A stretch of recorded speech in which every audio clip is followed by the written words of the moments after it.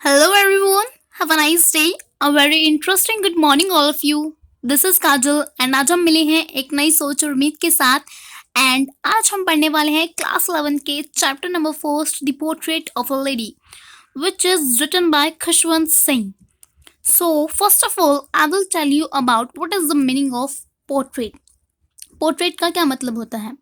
Portrait का मतलब होता है ड्राइंग, यानी कि खुशवंत सिंह जो राइटर हैं वो अपने वर्ड्स के ज़रिए हमारी माइंड के अंदर एक इमेज, एक ड्राइंग क्रिएट करना चाहते हैं। किसके बारे में? लेडी के बारे में। एंड ये लेडी कौन है? ये लेडी है इनकी ग्रैंड मदर। इस चैप्टर में हम खुशवंत सिंह एंड उनकी ग्रैंड मदर के रिलेशनशिप के बारे में पढ़ेंगे, यानी कि वो कैसे एक साथ रहते थे, उनके बीच में क्या हुआ जिससे वो दूर दूर हो गए, फिर कैसे उनकी दादी माँ उनको एक दिन छोड़कर चली गई। इस चैप्टर में इस सब के बारे में पढ़ा जाएगा। So let's begin the chapter. Author's grandmother, like everybody's grandmother, was an old woman. She was fat, short and slightly bent. Other की दादी माँ भी सबकी दादी माँ की तरह थी, एक बूढ़ी औरत। वो थोड़ी सी मोटी थी, थोड़ी सी छोटी थी एंड थोड़ी झुकी हुई थी। वो ओल्ड हो चुकी थी एंड उनके बैक पे स्टूप था जिसके कारण वो झुक कर चलती थी। एंड वो ओल्ड होने के कारण उन्हें एक बैलेंस बनाना पड़ता था चलने के लिए, तो इसलिए वो थोड़ा झुक कर चलती थी। एंड देन इसके बाद क्या बोलते हैं ऑथर? ऑथर बोलते हैं her face was a criss cross of wrinkles running from everywhere to everywhere, यानी कि उनके फेस का ऐसा कोई पार्ट नहीं था जहाँ पर क्रिस क्रॉस या रिंकल्स ना हो।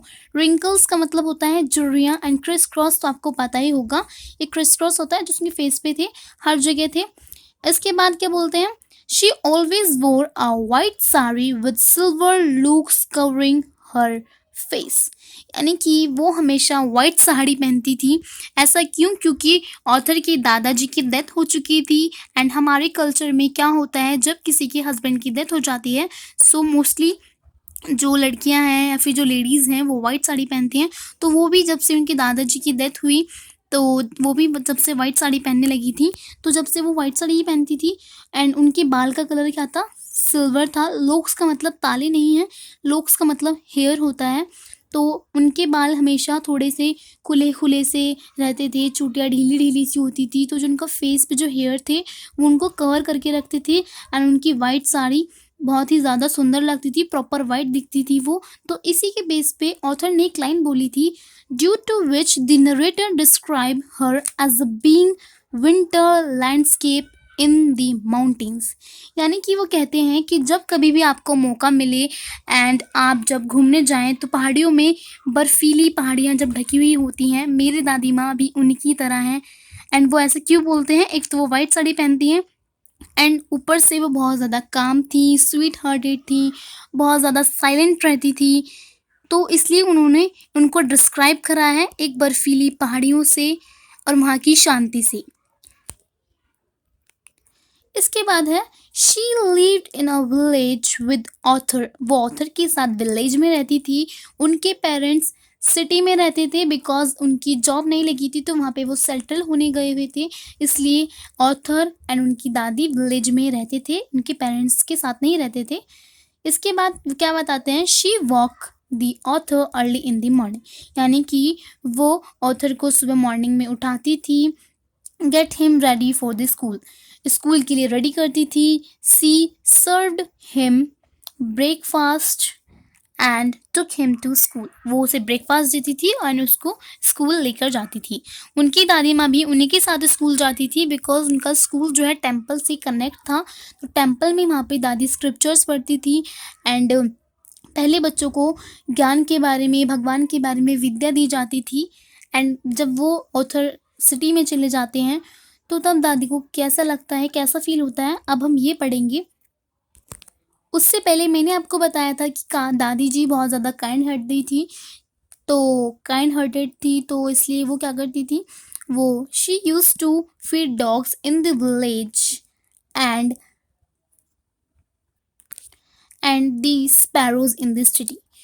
जब वो सिटी में थी तब वो स्पैरोज को ब्रेड फीड कराती थी एंड जब वो विलेज में थी तो जब वो ऑथर के साथ स्कूल जाती थी तो वो रात की बची हुई रोटियां रख कर लेके जाती थी, डॉग्स को देती थी रास्ते में।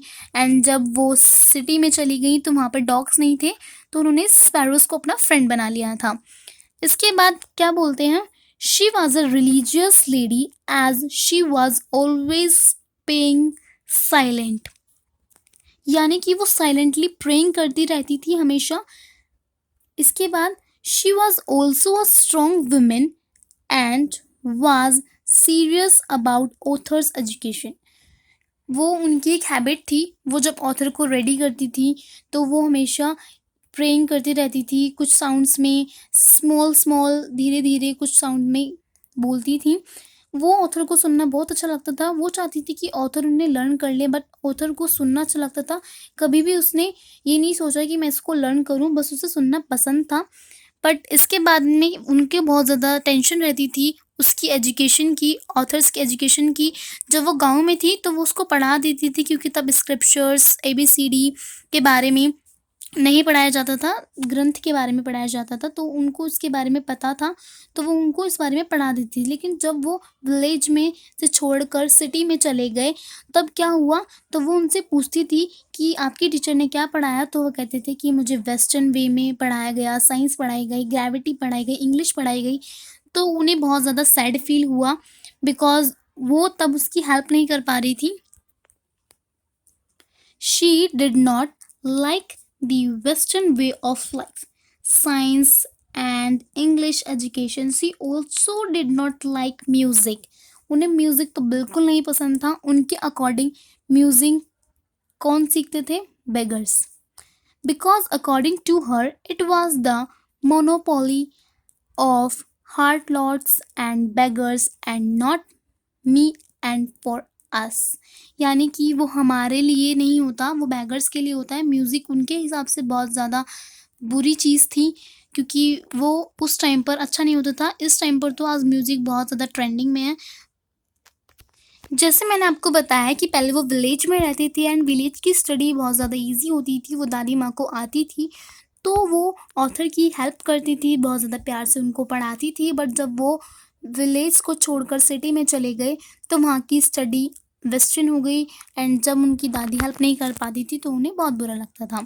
सो इसके बाद क्या बोलते हैं, as the years rolled by we saw, यानी कि जैसे जैसे साल बीतते गए हमने क्या देखा कि उन दोनों के बीच का रिलेशन जो है बहुत ज़्यादा टूटता जा रहा है, वो एक दूसरे से बिछड़ गए हैं। जैसे पहले एक साथ रहते थे, अब वैसे नहीं रहते, अब एक साथ स्कूल नहीं जाते। अब जो ऑथर है वो मोटर बस में स्कूल जाते हैं।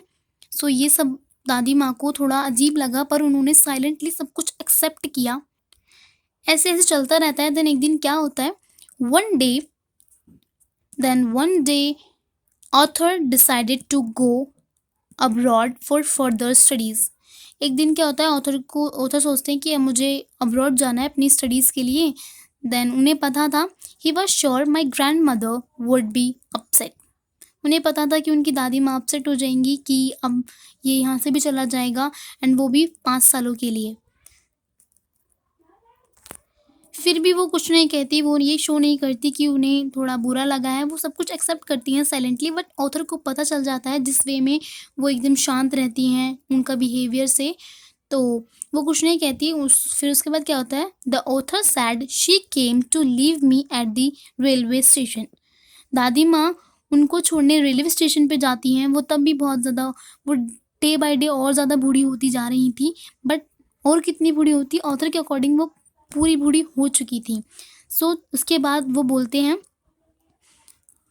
But did not talk or show any emotion. इसके बाद क्या होता है, वो बोलते हैं, then author said she came to leave me at the railway station but did not talk or show any emotion. वो उन्हें रेलवे स्टेशन पर छोड़ने जाती हैं, बट कोई भी अपने शो नहीं करती, अपने इमोशन को कुछ बोलती नहीं है। हर लिप्स मूव्ड इन प्रेयर, अभी भी उनके लिप्स मूव कर रहे होते हैं उनकी प्रेयर के लिए। Her mind was lost in prayer, उनका माइंड अभी भी प्रेयर के अंदर होता है। बट फिर भी उनकी फिंगर्स क्या होती हैं, उनकी फिंगर्स भी बिजी होती हैं। इसमें her fingers were busy telling the beads of her rosary. Beads of rosary क्या होता है? वुड्स की प्रेयर करने के लिए छोटे छोटे मोती की माला होती है, उससे बीड्स ऑफ रोजरी कहते हैं। सो अभी भी वो बिजी थी, उनके लिप्स मूव कर रहे थे, उनकी फिंगर्स भी बिजी थी, वो अपना शो नहीं कर रही थी अपना कुछ भी, बट वो गई थी ऑथर को रेलवे स्टेशन तक छोड़ने के लिए। इसके बाद क्या होता है? Silently she kissed my forehead. Author बोलते हैं कि अचानक ही धीरे से उन्होंने मेरे फोरहेड पर किस किया, and it was last physical contact between us. उन्हें लग रहा था, जैसे मैंने भी आपको बोला था कि उन्हें लगता था कि उनकी दादी माँ बहुत ज़्यादा बूढ़ी हो चुकी हैं, एंड अब वो इससे ज़्यादा क्या बूढ़ी होंगी, क्योंकि वो पहले से ही इतनी बूढ़ी हैं। तो उन्हें लग रहा था कि शायद ये उनके फिजिकल कांटेक्ट का लास्ट टच है। क्या पता जब मैं आऊँ तो मेरी दादी माँ मुझे मिले या ना मिले, उन्हें ये लग रहा था। बट क्या होता है आगे हम देखते हैं। इट वॉज अ लास्ट, उन्हें ऐसा लगा था। इसके बाद है, now she really left her spinning wheel to talk anyone. अब वो स्पिनिंग व्हील को छोड़कर किसी से बात करने के बारे में सोचती भी नहीं थी।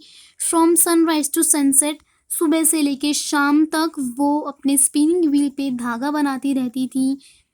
She relaxed in afternoon only for a while. वो सिर्फ आफ्टरनून में कुछ टाइम के लिए ही टू फीड द स्पैरोज, वो सिर्फ आफ्टरनून के टाइम पर थोड़ा सा रिलैक्स करती थी, वो भी सिर्फ किस लिए? स्पैरो को फीड कराने के लिए। एंड देन वो फिर दोबारा काम में लग जाती थी, किसी से बात नहीं करती थी। उस टाइम को काम करते करते भी वो क्या करती रहती थी? प्रेयर करती रहती थी। उन्होंने कभी भी प्रेयर करना नहीं छोड़ा था, यानी कि she did all this work with repeating prayers. इसके बाद क्या होता है? देन आफ्टर 5 years ये सब चलता रहता है कि दादी माँ ने किसी से बात भी नहीं की, वो अपनी प्रेयर करती रहती थी, स्पिनिंग व्हील्स पे धागा बनाती रहती थी, वो सबसे बिजी रहती थी, किसी से बात करना पसंद नहीं करती थी वो। अब उन्होंने अपने लोनलीनेस को एक्सेप्ट कर लिया था, बट वो मिस तो करती थी ऑथर को। देन 5 साल बाद जब ऑथर वापस आते हैं तो क्या होता है देखते हैं।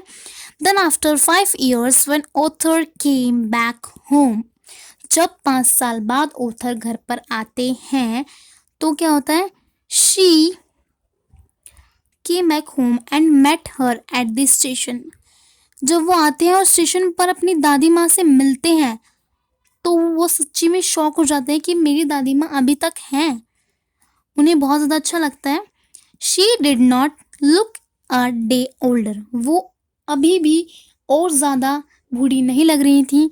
ये मैंने आपको बता चुकी हूँ कि वो पहले से ही बूढ़ी थी ऑथर के अकॉर्डिंग, तो अभी भी वो वैसी ही थी जैसे पहले थी, उतनी ही बूढ़ी थी, एक भी दिन ज़्यादा बूढ़ी नहीं लग रही थी, जबकि 5 साल हो चुके थे उस बात को। She still had no time for words, यानी कि अभी भी उनके पास टाइम नहीं था एक मिनट के लिए भी, अभी भी बहुत ज़्यादा बिजी थी। फिर क्या होता है? While she slapped me in her arms, यानी कि जब उन्होंने मुझे कसकर गले लगाया, I could hear her repeating her prayer.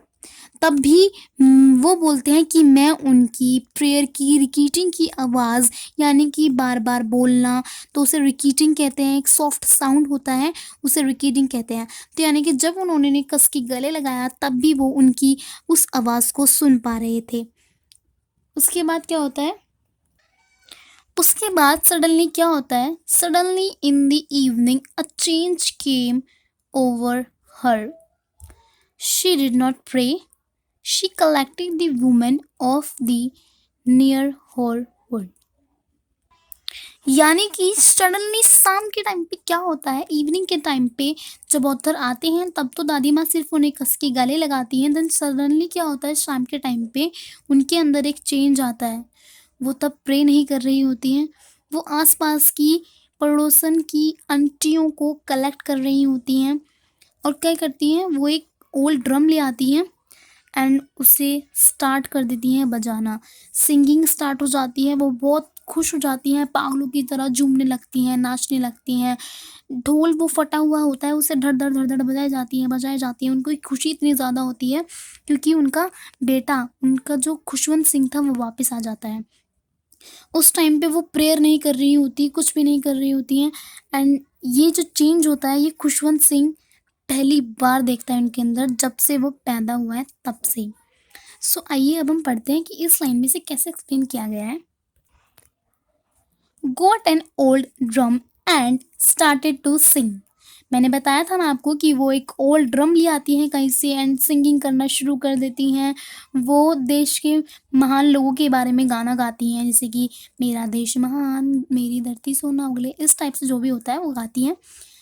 Starting कर देती हैं सिंग करना फॉर सर्वर्स हाउस, मतलब कि बहुत ज़्यादा जो लोग हैं वो इकट्ठे हो जाते हैं आसपास के। सर्वल्स आर यानी कि बहुत ज़्यादा घंटे हो जाते हैं उनको करते हुए, कुछ आवर्स हो जाते हैं।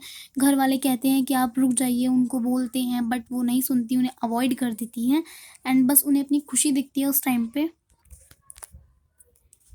We had to persuade her to stop to avoid overstarting. That was the first time since I had known her that she did not pray. First time हुआ था, मैंने आपको बताया कि ऑथर ने लाइफ में अपना पहली बार ऐसा देखा जब से वो पैदा हुए हैं कि दादी माँ प्रे नहीं कर रही हैं। So it was very strange for him. Then next morning she was taken ill. फिर क्या होता है, अगली सुबह वो बीमार हो जाती हैं। उस टाइम पर तो वो कई घंटों तक ढोल बजाती रहती हैं। परिवार वाले मना करते हैं कि आप रुक जाइए, आपकी तबीयत ख़राब हो जाएगी, बट वो उन्हें इग्नोर कर देती हैं। वो बस सिंगिंग करती रहती हैं एंड देन उसके बाद ढोल बजाती हैं। उसके बाद क्या होता है, अगली सुबह वो बीमार हो जाती हैं। It was a mild fever and the doctor told us that it would go. वो कहते हैं कि हल्का सा फीवर है, कोई नहीं, थोड़ी देर में चला जाएगा, टेंशन लेने की ज़रूरत नहीं है। बट दादी माँ क्या सोचती हैं उस टाइम पर, but my grand mother thought different. She told us that her and was near. उनकी दादी माँ कुछ अलग ही सोच रही होती हैं। वो कहती हैं, वो बताती हैं उन्हें कि मेरा अंत आ गया है, मेरा अंत अब पास है। सी She said that since only a few hours before the close of the last chapter of her life, she had omitted to pray. उन्होंने कहा कि मैं अपनी लाइफ के लास्ट चैप्टर में प्रे करना भूल गई। उन्हें थोड़ा गिल्ट फील होता है कि ऐसा उन्होंने क्यों किया, कि वो अपने लास्ट टाइम पर प्रे करना भूल गई। एंड अब वो क्या कहती हैं, she was not going to waste any more time. वो कहती हैं उनसे कि मैं अब अपना और टाइम वेस्ट नहीं करना चाहती। उन्हें लगता है कि जिस टाइम पर उन्होंने भगवान को प्रे नहीं किया तो ऐसा उन्होंने क्यों किया, तो उसके गिल्ट में थी। एंड वो कहती है मैं किसी से बात नहीं करना चाहती, वो सिर्फ प्रे करना चाहती हैं। तो उसके बाद क्या होता है, any more time making taking to us. वो कहती हैं she was not going to waste any more time taking to us. मैं तुम्हारा और कोई टाइम वेस्ट नहीं करना चाहती हूँ। We protested but she ignored our protest. हम मतलब कि वो उन्हें समझाने की कोशिश करते हैं बट वो नहीं समझती हैं। तो प्रोस्टेटेड का मतलब होता है प्रोस्टेस्टेड। प्रोस्टेटेड इसका मतलब क्या होता है, इसका मतलब होता है विरोध करना, यानी कि उन्होंने, फैमिली वालों ने उनकी बात का विरोध किया कि आप ऐसा मत सोचिए, ऐसा कुछ नहीं है। तो वो कहती है नहीं, मेरा अंत निकट आ गया है एंड अब मैं आपसे बात नहीं करके अपना टाइम वेस्ट नहीं करना चाहती हूँ, मैं सिर्फ प्रेयर करना चाहती हूँ। तो वो क्या करती हैं, she ignored our protest, she lay peacefully in bed. वो बेड पर पीसफुली लेटी रहती हैं और क्या करती हैं, praying and telling her beads. अपनी बीट्स को ऐसे घुमाती रहती हैं, प्रे करती रहती हैं। Then in few minutes, suddenly कुछ ही मिनटों बाद क्या होता है, देन आफ्टर फ्यू मिनट्स वो कुछ कहने के लिए होते या फिर कुछ समझ पाते, वो देखते हैं कि दादी माँ जा चुकी हैं। उनके होठ अब थम गए हैं, माला हाथ से छूटकर नीचे गिर चुकी है। एंड ये देखकर ऑथर एंड उनकी फैमिली बहुत ज़्यादा सैड हो जाती है। उसके बाद जब वो तैयारी करने के लिए सब चले जाते हैं, वो सब आंगन में बैठे होते हैं। दादी माँ को रेड कपड़े से लपेटकर उनके कमरे में रखा हुआ होता है उनकी बॉडी को। देन जब फैमिली वाले अंदर कमरे में आते हैं तो वो देखते हैं कि 1000 से भी ज़्यादा स्पैरोज़ जो हैं वो रूम के अंदर आई हुई हैं, दादी माँ के आसपास बैठी हुई हैं। फिर जब दादी माँ जाती हैं तो वो स्पैरोज़ खाना खाने नहीं आती, उनकी मम्मा को लगता है कि वो ब्रेड खाने आई हैं, तो वो ब्रेड के टुकड़े करके रूम में डाल देती हैं, बट स्पैरोज़ उनकी तरफ देखती तक नहीं है, क्योंकि स्पैरोज़ तो दादी माँ को लास्ट बाय देने आई थी। सो इसमें क्या लिखा हुआ है, sparrows came last time to met her in her room, यानी कि दादी माँ उनसे लास्ट टाइम मिलने आई थी। लास्ट में बहुत ज़्यादा इमोशनल था। And thank you for watching this video guys.